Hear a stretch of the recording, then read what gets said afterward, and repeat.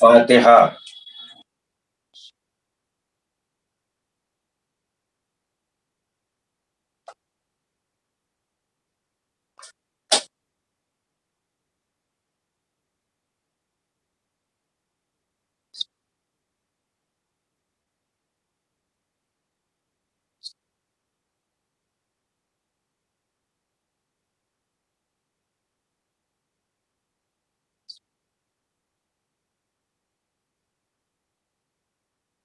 اعوذ باللہ من الشیطان الرجیم، بسم اللہ الرحمن الرحیم، الحمد للہ رب العالمین، والصلاة والسلام علی اشرف الانبیاء والمرسلین وخاتم النبیین مولانا مقتدانا وہادینا وسیدنا ابی القاسم محمد وعلی اہل بیتہ الطیبین الطاہرین المعصومین الغر المیامین الذین اذهب اللہ عنہم الرجس اہل البیت وطہرہم تطہیرا۔ اما بعد فقد قال اللہ الحکیم فی کتابہ الکریم وهو أصدق الصادقين وقوله الحق۔ بسم اللہ الرحمن الرحیم، قل ما يعبأ بكم ربي لولا دعاؤكم۔ قرآن مجید میں اس بات کی طرف اشارہ کیا گیا ہے کہ اے ہمارے پیغمبر، بندگان خدا کو یہ بات بتا دیجئے کہ اللہ کے بندو، اگر تمہاری دعائیں نہ ہوتی تو خداوند عالم تمہاری پرواہ بھی نہ کرتا۔ اس عنوان سے کہ نبیوں کی زندگی ہمارے لیے نمونہ ہے، سیرت ہے، راہ ہے، اس میں ہماری نجات کے بہت سارے راستے ہیں، اور ہمیں کامیابی اور ناکامی کے انداز بتائے کہ کن چیزوں کو اگر ہم اپنے کردار میں داخل کر لیں گے تو ہم ناکام رہ جائیں گے، اور کن چیزوں کو ہم اپنے کردار میں اگر شامل کر لیں گے، داخل کر لیں گے تو ہمیں بہت عظیم کامیابی ملے گی، فوز عظیم، عظیم کامیابی۔ اور نبیوں نے فقط یہ باتیں ہمیں قولی اعتبار سے بیان نہیں کر دی، ایک مجمع اکٹھا کیا اور اس کے سامنے ایک بہترین تقریر کر دی، بلکہ ان افراد نے، ان حضرات نے، نبیوں نے ان باتوں کو اپنی زندگی میں داخل و شامل کر کے ہمیں بتایا کہ کامیابی کے راستے کیا ہیں۔ کامیابی کا پہلا سبب تو یہی ہے کہ کسی سے بھی نہ ڈرو سوائے خدا کے۔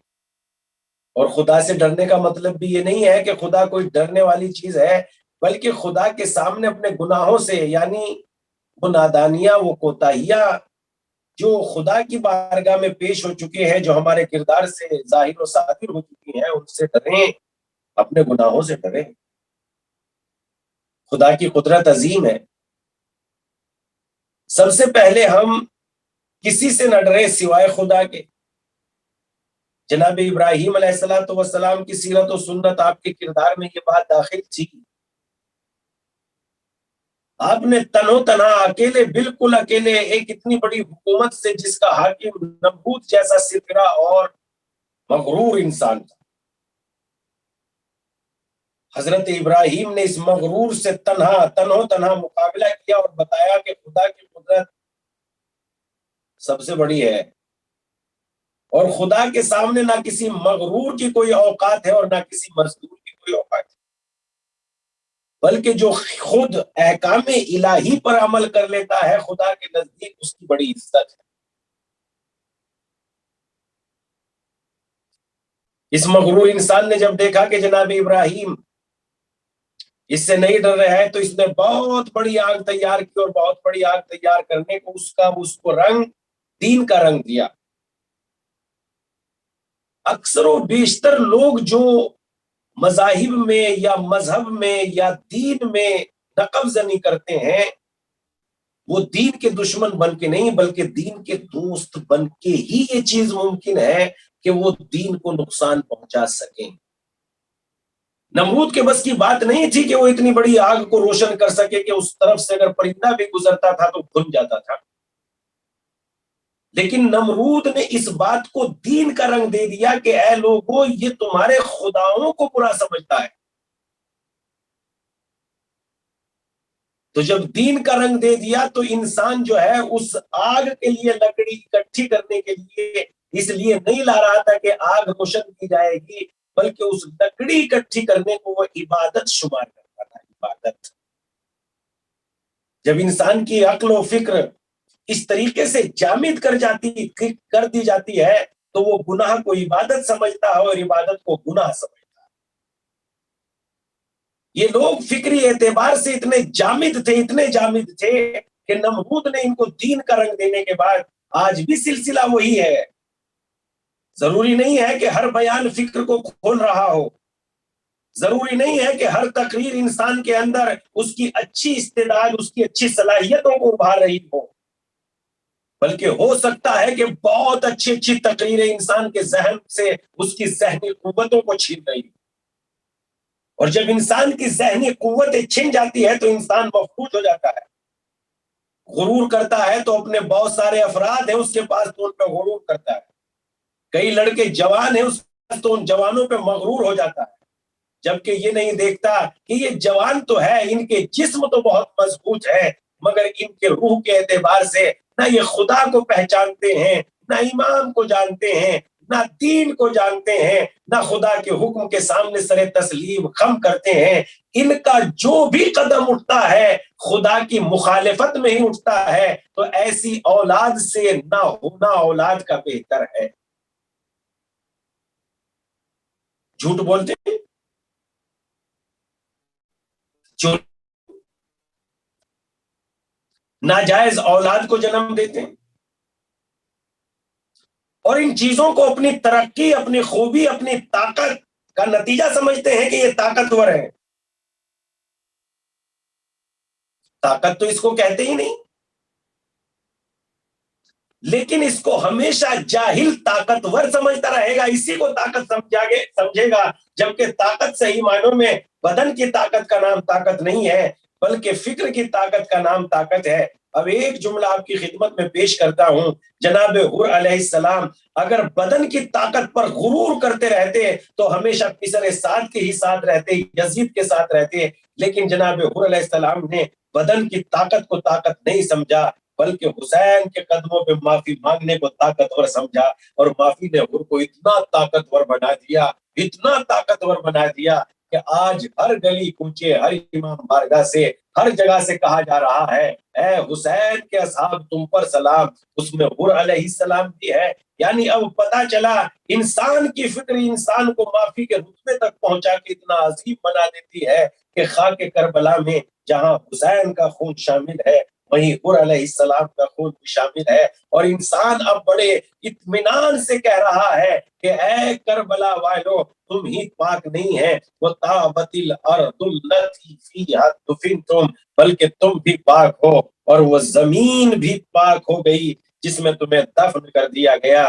اندازہ ہوا فکر و شعور انسان کو کتنا عظیم بنا. تو جاہل بدن کی طاقت کو طاقت سمجھتا ہے غرور کو طاقت سمجھتا ہے اکڑتا ہے مخالفت خدا کو طاقت سمجھتا ہے. اس کی زندگی میں سوائے اللہ کی مخالفت کے اور کوئی رول ہی نہیں.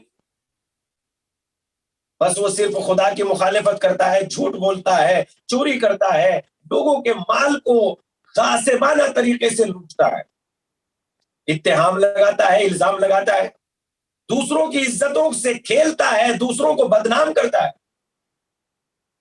لیکن صاحب ایمان انسان عالم انسان عاقل انسان جس طریقے سے وہ اپنی عزت کو عزیز سمجھتا ہے اسی طریقے سے وہ دوسری کی عزت کو بھی عزیز سمجھتا ہے. اس لیے سب سے پہلی چیز نبیوں کی زندگی میں یہ ہے کہ دعا تبھی قبول ہوگی جب ہم ظالم کو للکاریں اور ظالم کے سامنے کوئی پرواہ نہ کرے کہ ہم قتل ہو جائیں گے یا قتل کر دیے جائیں. خدا ہمارا رب ہے. جناب ابراہیم علیہ السلام نے بھی یہی کیا. اس کے بعد دوسری دعا جناب سلیمان نبی خدا کی دعا کو قرآن پیش کرتا ہے. سورہ مبارکہ نمل کی آیت نمبر 19 میں اس بات کی طرف اشارہ کیا گیا ہے کہ جناب سلیمان علیہ السلام کس اعتبار سے خدا کا شکر کرتے تھے اور کتنی عظیم سلطنت کے مالک تھے. فقط سلطنت کے ہی مالک نہیں تھے بلکہ جناب سلیمان کو ہوا، پانی، شیاطین، جن و انس سب پر حکومت حاصل تھی اور ان کے کوئی حکم کی حکم عدولی نہیں کر سکتا تھا. یہ ملک پروردگار عالم کا اتنا عظیم ملک تھا کہ جناب سلیمان علیہ السلام کو دے دیا. لیکن اب جناب سلیمان علیہ السلام دعا کر کے ہمیں بتا رہے ہیں اگر ملک کی طاقت مل جائے، اگر افراد کی طاقت مل جائے، اگر حکومت کی طاقت مل جائے، اکڑنا نہیں، شکر الہی بجا لانا. قرآن میں ارشاد ہوتا ہے سورہ مبارکہ نمل آیت نمبر 19، جب جناب سلیمان نبی خدا کو خداوند عالم نے اپنا عظیم ملک عنایت کر دیا تو پروردگار عالم کی بارگاہ میں دعا کے لیے ہاتھوں کو اٹھایا. رب اوزعنی ان اشکر نعمتک التی انعمت علی، پروردگارہ مجھے توفیق دے کہ میں تیری اس نعمت کا شکریہ ادا کروں جو تو نے مجھے اور میرے والدین کو عطا کی ہے. علیہ وعلی والدیہ، پروردگارہ مجھے توفیق دے. یعنی جناب سلیمان نبی خدا ملک کو حاصل کر کے بتا رہے ہیں کہ یہ کوئی مثلاً اکڑنے کی چیز نہیں ہے، بلکہ جب خدا نے نعمت دی ہے تو نعمت پر شکر کرنے کی ضرورت ہے. پروردگارہ مجھے توفیق دے دے کہ تیری بارگاہ میں شکر کو پیش کر سکوں، اس نعمت کا شکریہ ادا کروں جو تو نے مجھے اور میرے والد کو عطا کی ہے. اور پھر ارشاد فرماتے ہیں وَأَنْ عَمَلَ صَالِحًا تَرْضَاهُ، اور ایسا نیک کام انجام دوں کہ جس سے تو راضی ہو جائے. یہ جملہ کہ خداوند عالم راضی ہو جائے، یہ دعا کے لیے بہت بڑی بات ہے کہ ہم ایسا کوئی عمل دعا کے کرنے سے پہلے ایسا کوئی عمل انجام دے دے جس سے ہمارا رب راضی ہو جائے. خدا کی رضا، رضوان اللہ اکبر، خدا کی رضا سب سے بڑی دولت ہے، سب سے بڑی نعمت ہے. اللہ کی رضا ہی بڑی چیز ہے. نہ جنت بڑی چیز ہے، نہ کوثر بڑی چیز ہے، کوئی چیز بڑی نہیں ہے رضا پروردگار کے سامنے. رضا پروردگار سب سے بڑی چیز ہے. لہذا امام حسین علیہ السلام نے فرمایا رضن بے قضاء ہی تسلیم لامر، تیری رضا کے سامنے نہ بیٹی کی محبت بڑی ہے، نہ اولاد کی دولت بڑی ہے، نہ گھر کی عزت بڑی ہے، بلکہ میری عزت ہی نہیں ہے، بلکہ اصل معنوں میں تو تیری ہی عزت ہے. اور جب میں اپنے آپ کو تجھ سے جوڑ دوں گا تو وہی عزت مل جائے گی جو تجھے حاصل. واہ یار، جو میری اپنے آپ میں کوئی عزت تجھ سے الگ ہو کے کسی کی کوئی عزت نہیں ہے، مالک سے الگ ہو کے واقعی کسی کی کوئی عزت نہیں ہے. مالک کی عزتوں سے، مالک کے حکم کے سامنے انسان کی عزت ہے. اور اگر مالک کے حکم کے سامنے انسان سر جھکا دے یہاں تک کہ اتنا کہ سر کٹ بھی جائے تو خدا اپنی عزتوں کا حوالہ دیتے ہوئے کہتا ہے بلا تحسبن الذین قتلوا فی سبیل اللہ اموات بل احیاء عند ربہم یرزقون، اور تم ان کو مردہ بھی شمار نہ کر لینا جو راہ خدا میں قتل ہو گئے. سوچ بھی نہ لے، خیال بھی نہ کر لینا، بلکہ وہ تو زندہ ہے اور اپنے پروردگار کی جانب سے رزق پا رہے ہیں. تو ایسا عمل انجام دینا جس سے پروردگار راضی ہو جائے، چاہے وہ ایک اپنے بیٹے کی خاطر اپنی زندگی کو قربان کر دی نا، کہ یعنی قربان اس اعتبار سے کہ اس کی تعلیم و تربیت میں مکمل طور سے اپنے آپ کو مشغول کر کے اگر بیٹا اس لائق ہو جائے کہ چند لوگوں کو دین کے راہ پر یا وہ خود دیندار ہو جائے تو اس سے بھی پروردگار عالم راضی ہو جائے گا، خوشنود ہو جائے گا۔ خوشنودی خدا حاصل ہو جائے گی، دیندار بنائے اولاد کوئی دیندار بنائے۔ اگر اولاد دیندار بن جائے تو انسان کا یہ بھی بہت بڑا کارنامہ ہے۔ وقت اپنے گھر کے 2 بچے جن کو ہم نے دین ان کی رگ رگ میں اتار دیا، دین ان کو سمجھا دیا، انہیں دیندار بنا دیا، ان کو اسلام سمجھا دیا، اسلام کی فکر ان کے کلیجے میں اتار دی، بڑی دولت ہے۔ ہر انسان اگر واقعی یہ کام کرے تو ہر گھر نہیں سنور جائے گا۔ تو اس لیے پروردگارہ مجھے توفیق دے کہ میں تیرا شکریہ ادا کروں ان نعمتوں کے لیے جو تو نے مجھے دی ہے اور میرے والدین کو دی ہے، وَأَنْ عَمَلَ صَالِحًا تَرْضَىٰ، اور ایسا نیک کام انجام دوں کہ جس سے تو راضی ہو جائے۔ اور اس کے بعد کہتے ہیں اور اپنی رحمت سے مجھے اپنے نیک بندوں میں شمار کر دے، وَادْخِلْ وَأَدْخِلْنِي بِرَحْمَتِكَ فِي عِبَادِكَ الصَّالِحِينَ، اور مجھے اپنے نیک بندوں میں شریک کو شامل کر لے، پروردگارہ ایسا نیک عمل انجام دو جس سے تو راضی ہو۔ اس کے بعد جناب شعیب علیہ السلام کی دعا کو بھی قرآن مجید اپنے دامن میں جگہ دیتا ہے تاکہ انسان کو اندازہ ہو جائے ہر نبی نے وہ دروازے کھولے ہیں جس کے ذریعے سے ہماری زندگی کامیاب ہو جائے۔ حضرت شعیب علیہ السلام نے جب قوم نے دھمکی دی اگر تم نے ہمارے دین کی پیروی نہ کی تو ہم تمہیں اور تمہارے ماننے والوں کو اپنے شہر سے نکال دیں گے، تو حضرت شعیب علیہ السلام نے خدا پر توکل کرتے ہوئے اس بات کا جواب اس طریقے سے دیا، ان کی دھمکی کا جواب اس طرح دیا، وَسِعَ رَبُّنَا كُلَّ شَيْءٍ عِلْمًا وَعَلَى اللَّهِ تَوَكَّلْنَا، ہمارے پروردگار کا علم ہر شے پر حاوی ہے اور ہمارا اعتماد صرف اس پروردگار پر ہے۔ اور یہ کہنے کے بعد بارگاہ ربانی میں اس طریقے سے ہاتھوں کو اٹھا دیا اور قدرت کی بارگاہ میں اس طریقے سے دعا کی، ربنا افتح بیننا وبین قومنا بالحق وانت خیر الفاتحین، خدایا تو ہمارے اور ہماری قوم کے درمیان حق سے فیصلہ فرما دے کہ تو بہترین فیصلہ کرنے والا ہے۔ تو یہاں سے اندازہ ہوتا ہے کہ دعا یقیناً انسان کو نہ کسی دھمکی دینے والے کی دھمکی سے ڈرنا چاہیے اور نہ کسی انسان کو خاطر میں لانا چاہیے کہ وہ قتل کر دے گا، یہاں تک کہ اگر قتل بھی کر دے گا تو کیا ہو جائے گا، اس لیے کہ جب ایمان سینے میں اتر جاتا ہے پھر وہ مرنے سے نہیں ڈرتا بلکہ رضا الہی کو حاصل کرنے کے لیے موت کو بھی گلے لگا لیتا ہے۔ جیسا کہ وہ واقعہ فرعونیوں نے جب یہ طے کر لیا کہ جناب موسیٰ علیہ السلام کے مقابلے پر جادوگروں کو لایا جائے اور جادوگروں کو جمع کر لیا جائے، اور جادوگروں نے جب حقیقت کو دیکھ لیا تو ایک ظالم کے سامنے بہت بڑا جملہ کہا۔ ظالم سے کہتے ہیں جب جناب موسیٰ علیہ السلام کے معجزے پر وہ ایمان لے آئے تو ایمان لانے کے بعد ظالم نمرود و فرعون نے کہا کہ تم میری بغیر اجازت کے کیسے ایمان لا سکتے ہو؟ دیکھیے جو طاقت پہ بھروسہ کرتا ہے اس کے الفاظ دیکھیے، جو لوگوں پر بھروسہ کرتا ہے اس کے الفاظ دیکھیے، اور جو خدا پر بھروسہ کرتا ہے اس کی گفتگو دیکھیے۔